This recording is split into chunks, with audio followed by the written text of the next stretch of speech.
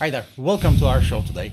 I want to just, our concept name is Kimsin Sen, the who are you? I want to just introduce yourself to me first actually, and afterwards our followers, our viewers. So my name is Haider Rafique. I am a dad. That's great. Of two beautiful kids. And my day job is I am a CMO at OKX. That's really great. This is only you? Maybe you think can just a little more explain, I guess. My story, my background is I grew up mostly in Pakistan and Saudi Arabia. My father used to work in Saudi, in Jeddah. So a lot of my childhood was in these two countries. And when I was a teenager, I was really into music and film. I used to play a guitar and I was in a band. And oh, really? That's really nice. Yeah. Are you good at it? Not as good as I was when I was younger. Oh, you used to. Okay. Yeah. So, and I was really into film. And so during my teenage years, I had this obsession. I wanted to be a filmmaker, long story short, didn't pursue that. But I think a lot of my career that I've built and my personal time goes into, realizing that passion for film and music and what have you. Oh, that's really great. You have actually in your background, you did a lot of different things. Maybe it's not relevant when you are doing right now. Did you come to the marketing part? What is your passion about to me? So if I had it my way, if I had all the opportunities I felt I needed, I would have probably been a filmmaker. Or I would have at least pursued it really hard. I couldn't do that. So the way I have sort of built my career is eventually finding myself in a position where I can be a filmmaker. I haven't given up that okay, ambition. You're not giving up yet. No, I think I haven't. And marketing and storytelling are quite correlated. Makes sense. Naturally, there's a commercial aspect to it, but I think it really gives you the opportunity to practice. And my hope is that eventually, maybe I'll have a chance to one day be a filmmaker. Did you try to do that before? Maybe short films or clips? I did, but my parents were like, please don't do that. They were really harsh about it. They said, we really don't want to see you in your 30s sleeping on somebody's couch in LA. Makes sense. Like, get a full-time job. So I felt that, this is before Mad Men was a thing. I was obsessed with, when I was in my final year in college, I was reading about these, firms on Madison Avenue. BBDO, McCann Erickson, Young and Rubicam, Saatchi and Saatchi. And I felt like they were a sort of a good middle ground between the film industry and business. And I found myself there, beginning my career there. And then I just built my entire career on top of that particular experience. And my hope is that, maybe when I'm in my 50s and I have a little more time and more capital, maybe I'll actually go and flex my muscle of, can I contribute to the world by creating an epic story or bringing an epic story to life. Yeah, that's much more makes sense, because creating a film actually, or creating a product, just leaving a mark on the world, it will never erase. Probably you're also making a similar thing on the OKX right now, because branding is just grows with your strategy on that part. Yeah. You are in the head of the marketing strategy on the OKX part, and you are also OKX was successful on the marketing part. This is your thing in the first. Maybe a lot of people also working with you on that part, but you are the head of that. So if you're not giving permission, it will not happen, I guess, right? Yeah, this is the makes sense. I want to just talk with you about that strategy first, because OKX not doing guerrilla marketing on that part. You are doing slowly on that. So my belief is that when I look at the crypto industry, it's naturally a very engineering-led industry. From the early formation of crypto, you had a lot of engineers, but there wasn't a lot of need or desire or realization or value that was felt for storytelling and marketing. There was for storytelling, but I felt like when I got into crypto, I felt everyone had the same narrative. It was it was around like democratizing finance, and to be honest with you, the idea of democratizing finance works and resonates in certain markets, but in markets where the banking systems work for your average person, most people, that's a very philosophical view that doesn't really resonate. They're like, my checking account works, my saving account works, my brokerage account works. Why do I need to democratize finance? And what put me off a little bit was when I looked at the different companies in our category, they were all kind of saying the same thing, just using slightly different words. And I felt like there was a big opportunity to be a brand that wasn't following that narrative, but sort of creating their own style, their own appeal, their own culture, their own tribe. And that's really what excites me on a day-to-day basis on the work we do at OKX. That's okay. You are trying to increase your awareness with the loyalty on that part, actually, in your part. You don't want to just buy some followers or just doing too much giveaways. People are not... This is the problem. You'll need to increase the story behind first. Afterwards, they will trust you. If they trust you, they will just support you anywhere you can go. This is the important part, actually, in the products. This is the only thing that I do in my channel. I opened my own channel in a year ago. I didn't do any giveaway. I don't want to increase it. I don't need just fake followers, fake numbers. This is the problem. So this is why I just really like your way for doing that, actually. But I just didn't understand that. Your product is good. OKX product is good. I found your product is really hard, actually. UX is really hard to use that. UI and the UX. Is there a little explanation to that? Is it your purpose to do that? So I think we are going through a really special time in technology. When I began my career, especially in tech, you wanted to be in Silicon Valley. The best companies, the best opportunities were in Silicon Valley, concentrated in the United States, and then you narrow it down. In the last 6-7 years, I think that model has changed, not just in crypto, but also generally speaking in tech. It's changed. You look at a company like Grab. Grab is a super app. And, it has such amazing utility packed in one experience. And the UX is great and it works really well. And it's part of people's day-to-day life in many parts of Asia. That's one example. Let's keep that in mind for a second. Then say you and I were sitting, I give this example to a lot of my friends and colleagues. If we were sitting in Silicon Valley 6-7 years ago, and we were looking at the Facebook ecosystem, Instagram, WhatsApp, Messenger, and we said, who's the best poised, team or market to disrupt Facebook? Do you think we would say it would be a firm from China? But it happened. And I think the bigger point there, whether it's with Grab or TikTok, is that now technology and like these big unicorn companies and consumer companies, they can come from anywhere. It doesn't just come from Silicon Valley. We had the likes of Google, Facebook. So many companies have come from that have become part of our day-to-day life that are from Silicon. I think that trend changes. So the reason why I'm giving you this analogy or this setup is the UX on the Asia side is very different from the UX on the Western side. Western side, you have Uber and you have Uber Eats. On the Asia side, you have Grab that has everything combined in one, or WeChat, for example. So the reason why our UX fields are really a lot more difficult to use, in my opinion, is part because our DNA comes from Asia. And as a result, a lot of our talent, engineering, UX talent, is sitting in Asia. And they design, based on what is comfortable for them. Right? Yeah, makes sense. And we're trying to transform that. So I think what I can tell you is that in the next 12 months, 18 months, I think you're going to see some significant transformation in our UX. That's really great. Because the first part of the puzzle was, let's rebrand it. Let's characterize it. And now I think stage 2 is absolutely improve on the UX and make it a global product where it's really seamless and easy to use. Yeah, this makes sense. Did you also change your branding? You changed your branding 2 years ago, I guess, or 1 year, 2 years ago. This is also same page with that. It absolutely is. I think in crypto, again, I'll give you back the analogy of everyone doing the same thing. When I joined the company, I noticed that a lot of the companies, the branding, the style, the vibe. Yeah, the vibe is really important in these days. Was the same.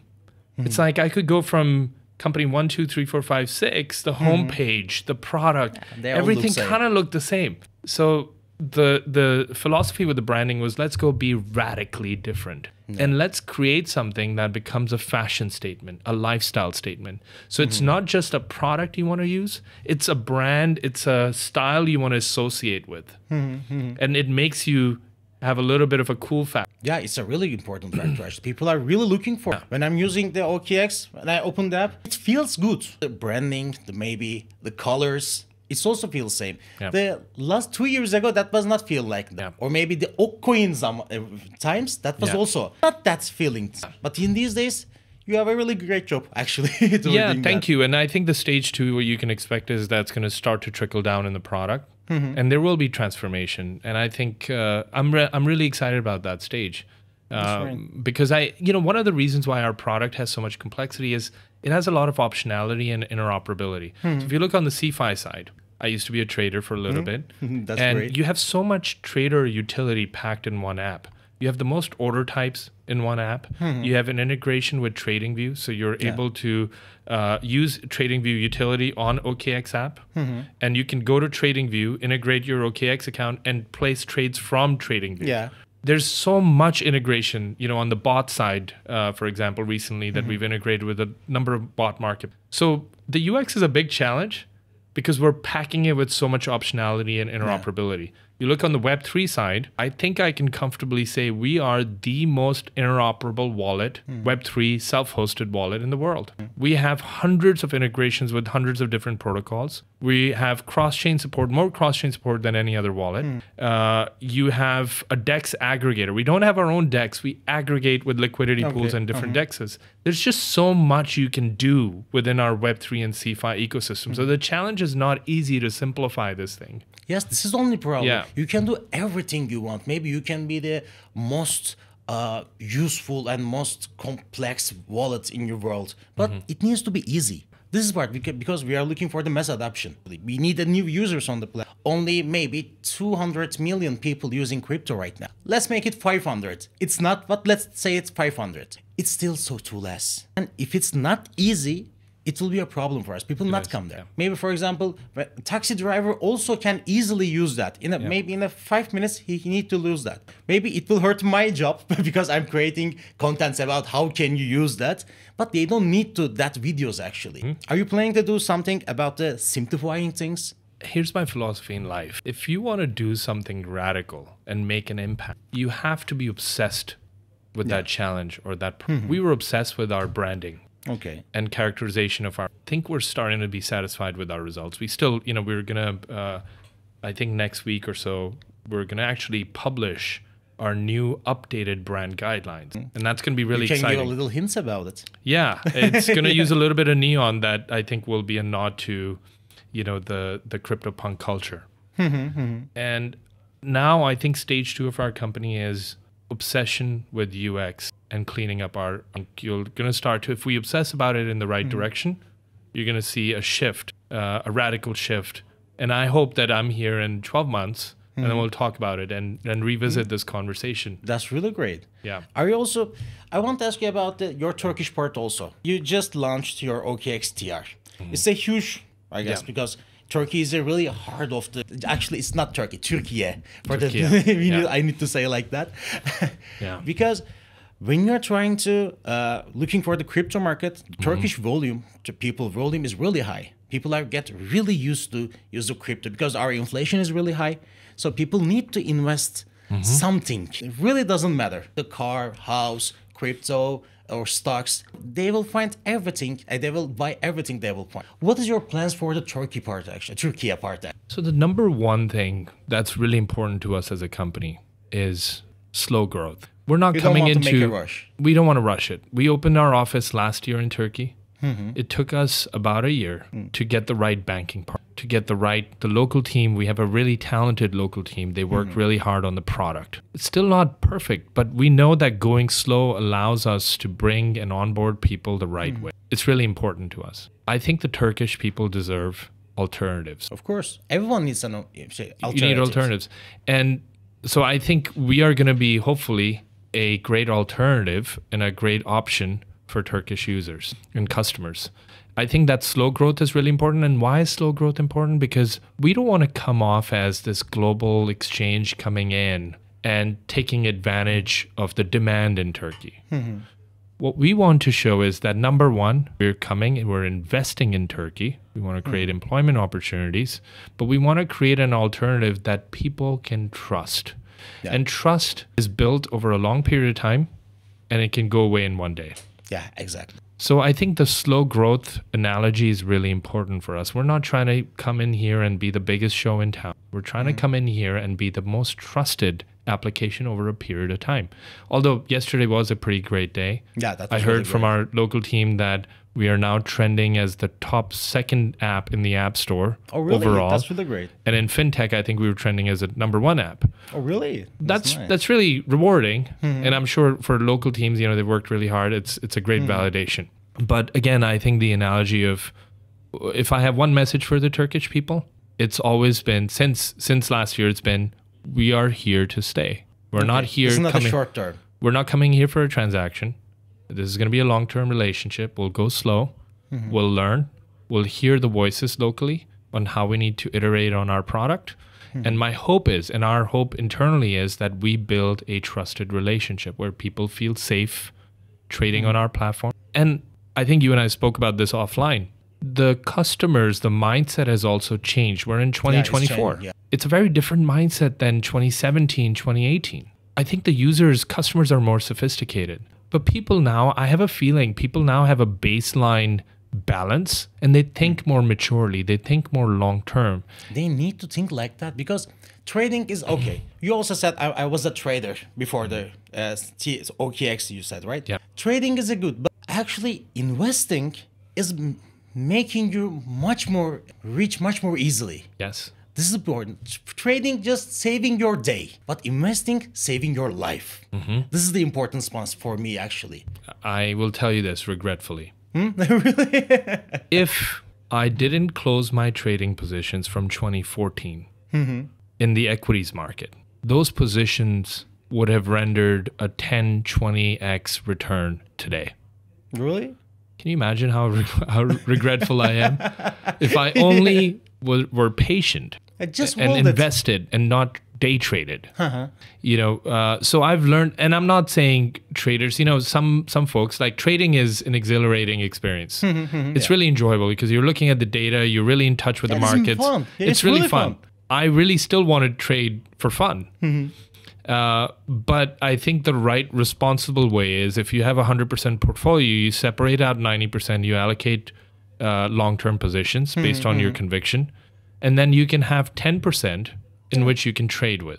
Yes, this is much more makes sense actually. For the investing part, just leave it with the 90%. Yeah. You can have fun with the 10%. But it's also, you are taking 10%, 20% increase. Okay, you earn money. But you can do it 5 times and you can earn 50%. Okay, no problem. But someday it will just lose. Yeah, no, not lose. It will just increase too high, maybe 200x, 300x, and you will just miss that trade. This is the important part of the investment. I agree with you, and I think exiting the position is an art. You know, Yeah. I think that's really important. Like when you have a great, upside, close your position, Yeah. take some of the upside, and then reinvest it. But I have to say, like, there's some traders I've met who are extremely, extremely talented, and they can actually trade with, you know, a great P&L for a long period of time.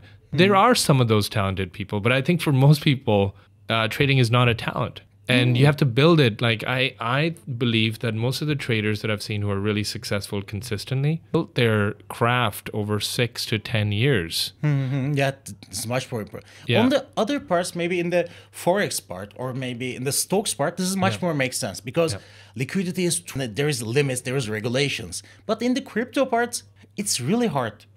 For the Bitcoin or Ethereum, maybe it's okay. You can do it at daily trades. For the charts are maybe much more trustable on that. But in the altcoins part, it's really hard. It's nearly impossible, by the way. Not so hard. It's impossible to predict. Because if you are just giving $5 million, price already just rose up. This is the problem on that. And then you don't know what the float is. You don't know if you're going to be able to, if there's enough liquidity. So you might be up 10x on your alt.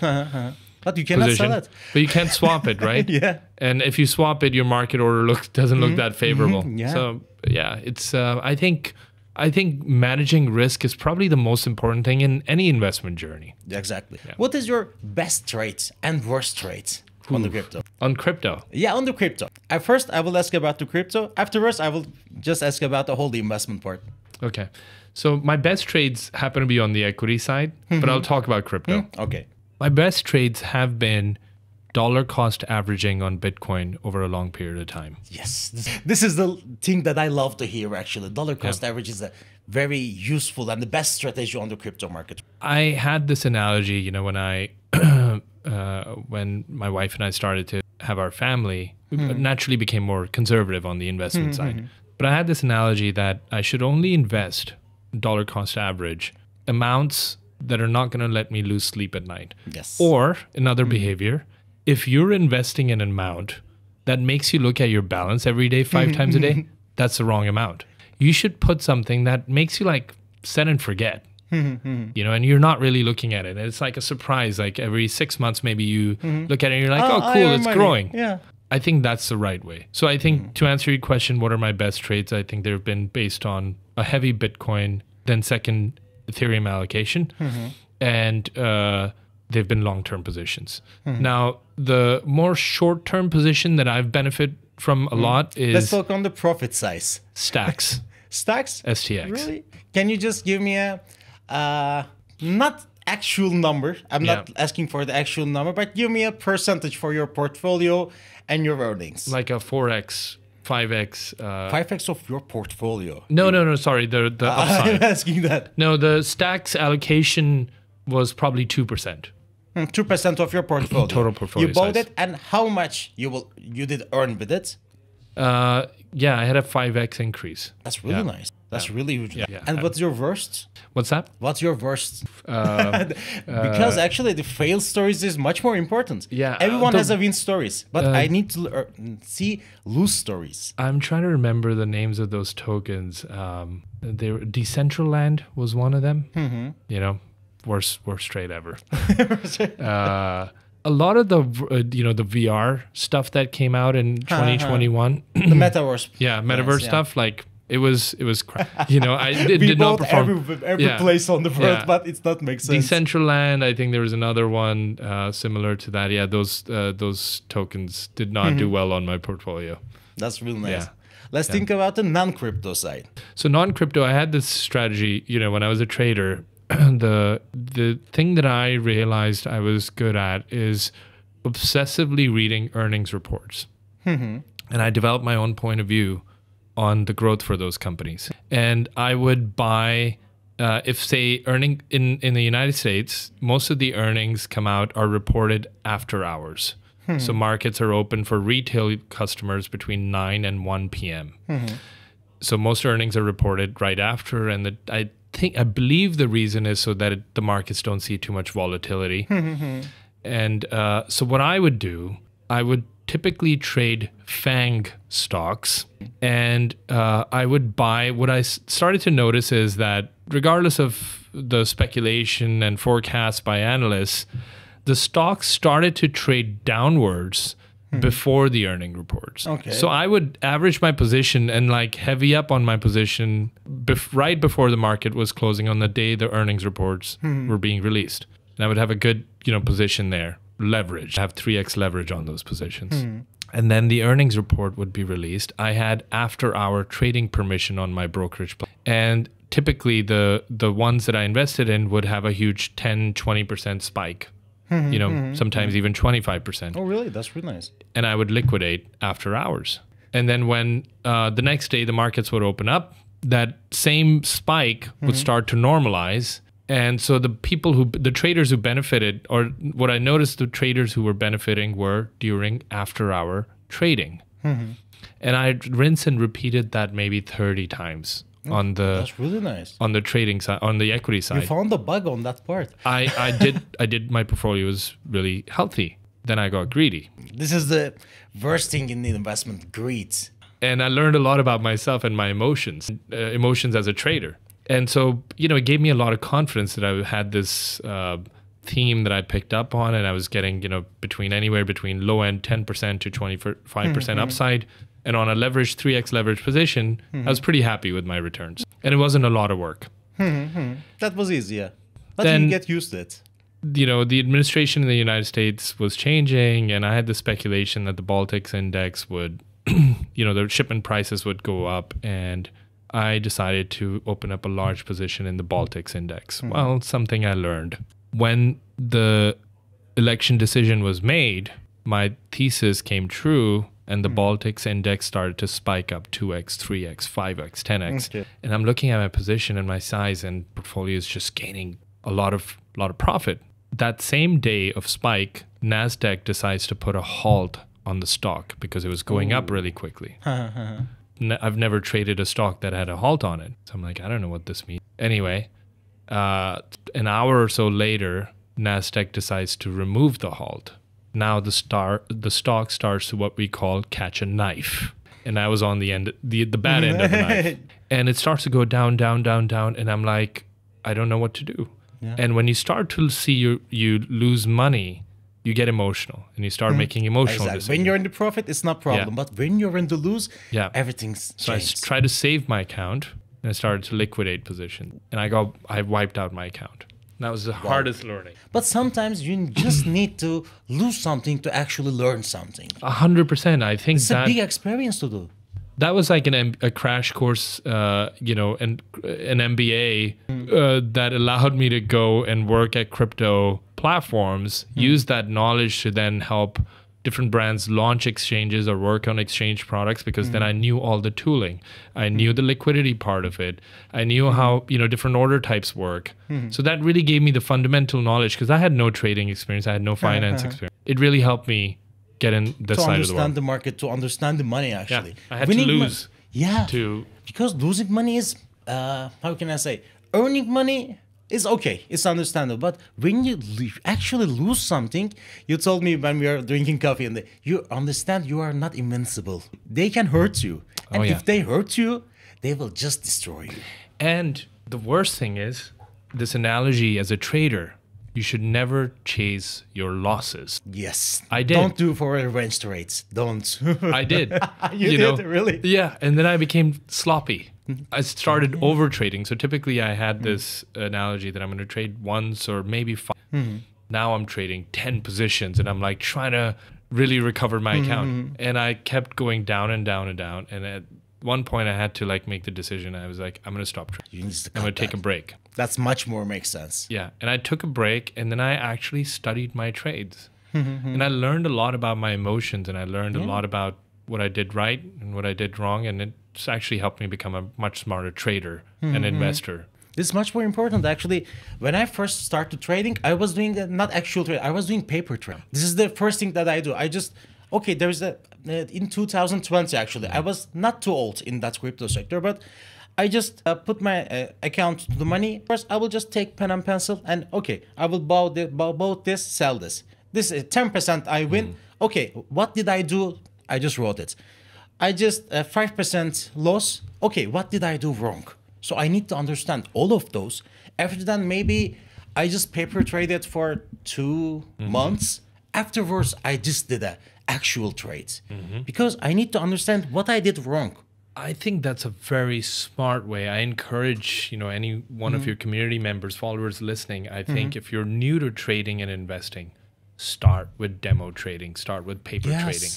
It's really important. I think the 3 stages that I recommend to people is 1, begin with demo trading. So you can get a sense of what are the different order types, how do markets work, how do you, are you doing charting the right way? Charting is not everything, but it can help you sort of have some hypothesis. Then you want to go from there to copy trading. I hate it's really not a good thing to do because it's not, but it warms you up to the real markets without, with taking on lesser risk. Could be, yeah. Then I think you should go to bot trading, and you should master these 3 things: demo trading, copy trading, bot trading. Once you're comfortable with these 3 things, then you should open up your own positions. Don't take leverage unless you're really a high-performing trader. You need to understand how leverage works, actually. I'm just giving that example. For example, knife, you can cook with a knife. You can make a good cooks. Or maybe you can just, for the fridge, you can use your knife. But also you can kill someone with it. It's also same with the leverage. If you know how to use the leverage, it could be a great tool for your financial freedom. It's okay. If you don't know really how to use it, you can just kill yourself with it. Absolutely. You can get wiped out and nobody can predict that. Yes. Yeah. This is the key point. Nobody really... Or It's any impossible. market. Because there is a lot of people and a lot of liquidity in that people. I cannot imagine you, because you can just, in one night, you can say, I have 5 million in my account. Let's open the long position on that. Yeah. You can say that. And I cannot predict that, because you just get bored and you will just want to open a position. Yeah. Or just some capital want to do that. How can I say something about it? Or MicroStrategy just said, I need to buy a Bitcoin today. They can say that. Yeah. It's easy. Yeah. So people are just talking in the internet that, oh, okay, I know, rise today. No, you can predict maybe 5 years later.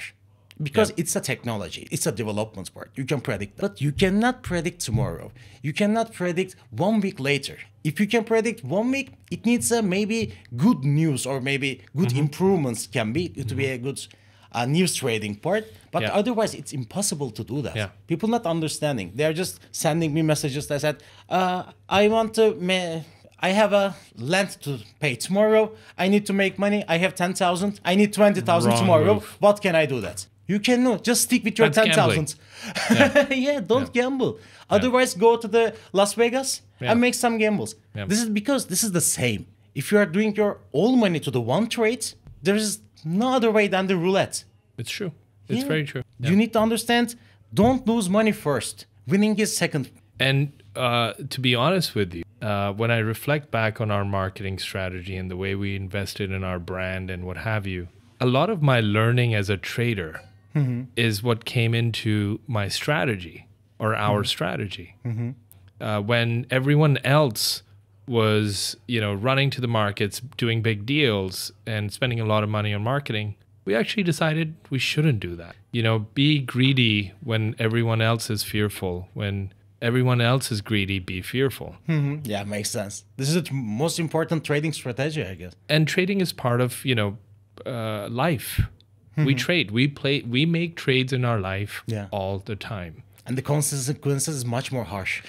I have this like analogy. I have this like worldview that, we used to have barter system, and then currencies came about, and then we had a medium of exchange. I have a feeling that with blockchains and technology, we might go to a software-based system that's a barter system where everything becomes tradable, one-to-one.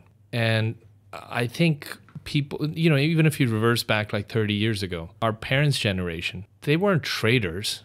If they wanted to invest in the stock market, they would call up a broker and the broker would place a paper trade. Not a demo trade, but like, they would do they would write it on paper and then go to the stock exchange, what they call a pit, and then the trade would be placed. Now, fast forward to today, you look at the young folks, they have the trading apps on their their palm. They can be traders. Yeah, anywhere they want. It's very accessible. I think the future becomes even more tradable. So for example, there could be applications like Airbnb, where rather than having a centralized application that's brokering the deal between person A, person B, host and the guest, you might have a marketplace that is completely open. So you and I are listing, or I'm discovering, and we can interact economically with each other frictionlessly without an intermediary. Yeah, it could be. This is maybe the key point of the blockchain, actually. P2P transactions. Yes. Blockchain is just leaving out the middleman out. Yeah. This is the important part about the blockchain. So is that barter system or P2P? That's how I think about it. Actually, when the first time of the days, maybe in the 900s of the years, there was also the P2P system. And after that, don't trust each other.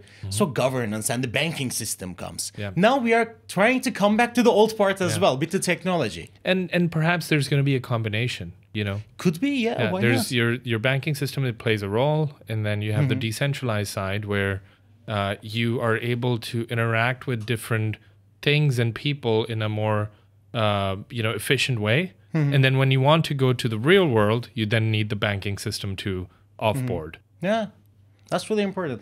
I want to ask you some question about your marketing side, actually, because you are very good at the marketing part. Thank you.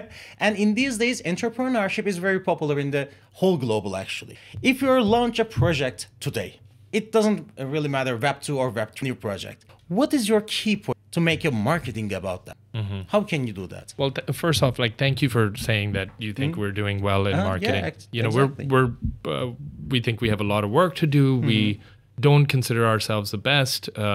We think there's a lot of improvement we need to make in our marketing. So I appreciate your kind words. You're welcome. Anytime. I have this new word that has been like on top of my tongue recently, and it's called tribe. Tribe. My advice, building a strong growth for any project, is to identify your tribe and attract your tribe. Can you explain tribe a little more?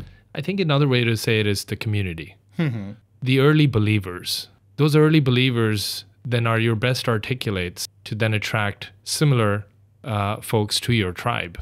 I think having that tribe is really important, because what you then do is your philosophy, your mission, worldview is now shared by this tribe, and that tribe helps you iterate it and make it better and refines it over a period of time. Actually, at first. Absolutely. I think that's a better way to get your project off the ground than worrying about marketing, like paid marketing. So I actually am not a big fan of paid marketing. Yeah, I'm also. The organic growth is much more important on that. A, it's much more efficient and sustainable. But B, like, even if you look on our side, on the OKX side, we didn't go spend millions of dollars buying digital ads globally or billboards. Although I do love billboards, I think they're a great medium for storytelling. Yeah. But we didn't do that. We felt that partnering with McLaren F1 team, Manchester City, with Tribeca Film Festival, other smaller partners, we are building an emotional relationship with their audience. We follow these,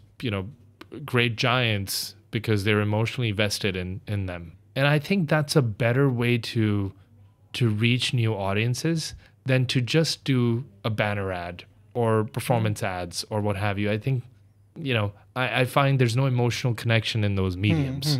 Maybe this is the one thing that's in these years, making a video, OKX make a just video, it's not trustworthy because this is a brand. People will not trust brand. This is why actually in these years the influencer, KOLs is much more important. For example, if you just bought a camera for taking your photograph, you will not go to the Sony's website and investigate on that part. No, I was going by influencers that creates videos for the technology or that products.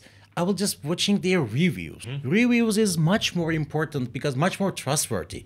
Yeah. Some people just actually use that and liked it or not. Or maybe there's also advantages and disadvantages. This is really important on my part and the marketing. There is one, but there's also another instrument to build your tribe and what is that? Build your vibe.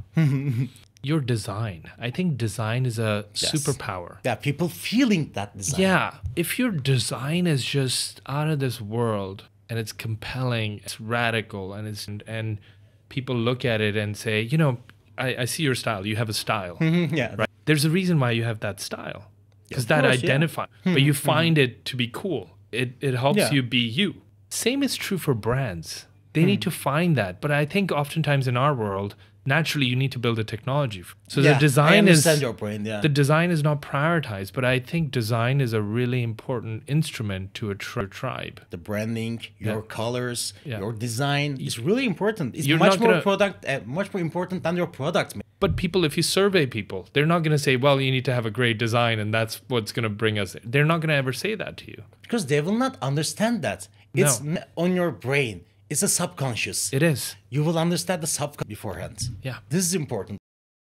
Think more about that. I was just also, when I opening my channel, I was trying to do that label of the colors. Most important part for me, actually. Afterwards, I just realized that build my design first. People need to feel that. Well, think about it. If you're a new project and you have 100 hours to work, say you spend 90 hours on engineering, 10% on design. Where will your tribe come from? Mostly not for the design. So there's some tough, choices you have to make and bargains. Or compromises rather.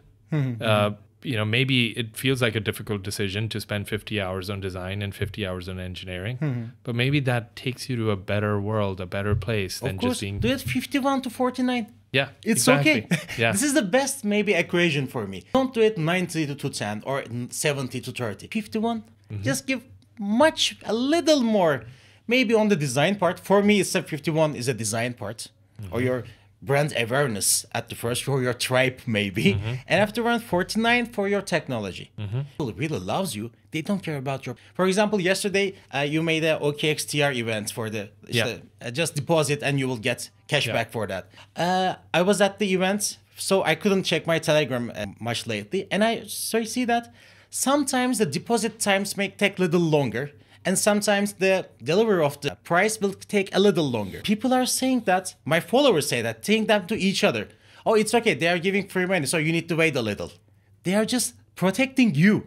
Normally, I need to tell them because I just give that campaign. People are just saying, oh, it's a bad OKX giving my money back, etc. But some of the fans says, oh, it's okay, guys. It's a long hour, it's a rush hour, so it's a new event. It could be some problems. You need to wait a little, so they will give your money. You will build your tribe on that part. Yeah, people are just protecting you. This is important. Let the people do it, then you're forcing it in. Yes, offline advertisement is the best one to do that. Yeah. Tell my friends about, dude, but I did that and I made money. You can do that. He will trust not me, not you. What are the biggest consumer brands that have the best tribe? Tesla, right? iPhone. Tesla's not that easy, I say Apple. right? Yeah. And Apple. Like Tesla, I'm a car guy. Tesla's sales are incredible, despite the criticism, despite the speculation. Tesla's not that easy to use. Like if you're going for a long drive, you run out of battery. It gives you the feeling of like, oh God, like I'm already sick. Of course, there's a disadvantage. Yeah. But the tribe is really strong, and you don't see a lot of Tesla marketing, if any. Yeah. People are doing that. Just people doing that. Their tribe is really strong. Very, very. Yeah, so I think tribe is the most important, in my view, for early project. Now, of course, it's easier said than done. It's not that easy to find your tribe or identify your tribe. It's when you're saying it looks like easy, but actually it's not. This is maybe the hardest part to build your community, build your tribe. And I've given your audience a hint, right? Like you can maybe build by design. Or something else. Like you have to be radically different than others, because if there's 10 projects launching and they're all working on building their tribe, then you're going to have a harder time really developing it. So like, how do you be radically different and unique, but ultimately baked in giving people value? Actually, yeah, this is really important. Actually, Haider, I really like that conversation. I want to make it longer, but if it's go longer, people will not watch that actually. It's true. So if you want to add something, be your guest. That I can share with you is that we're working on something special when it comes to our storytelling. We launched the What is OKX ad campaign. It was popular in year one. Then we launched the Rewrite campaign, which is an ad we released last year in March. We're cooking up something special. Okay. I wouldn't say it's an ad. Can't you give a little hint about it? Remember when I talked to you about me being obsessed with filmmaking? Yeah. I think we might. Okay, then that really makes sense. Yeah. But I just want to promise about when you're doing that, I need to want to learn first one to do that. Sure. I will share it with my audience about it. Let's do it. Okay, let's deal that. I really like that. Thank you, Haider, for coming us today. Thank you for having me. That was really great. When you're next time coming here, or maybe in the April, I will be in the Dubai. Yeah. If you're there, let's do it somewhere again. Absolutely. Okay, let's great do it. to hear that. All right, cheers.